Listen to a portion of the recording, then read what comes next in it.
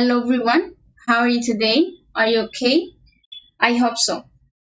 Today's lesson is what can we use to measure forces? Look at this feather.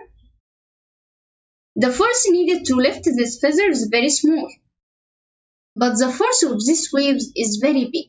So we can use a device to measure the size of the force. So do you think is there a way to measure the size of the force?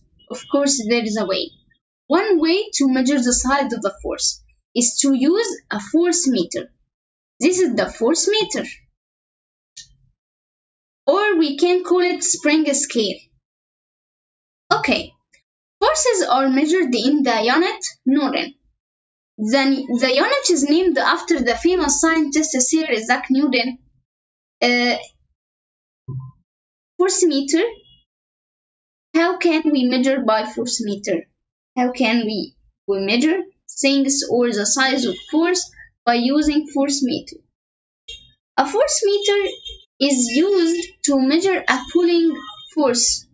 If you remember, what's the meaning of pull? When we pull something to move it towards us, we move it towards us. So this mug pulls the spring of the force meter. Did you get it? Okay, so what is the size of pulling forces?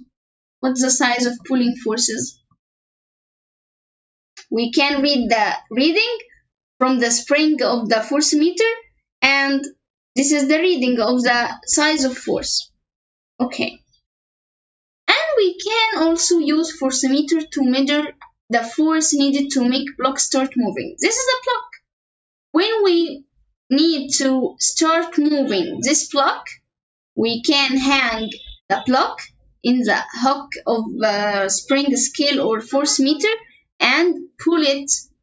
So the force meter start reading or start pulling them. Okay, but when we put rock on the block, what will happen to the reading of force meter? It will be increased. So if we place something heavy on the block, the reading will change. Do you think it's the same reading? Of course no. There is difference. Okay. So the most important thing you must know that a force meter can be measured forces. So we can measure forces by a device called force meter. Okay, and forces are measured in the unit Newton.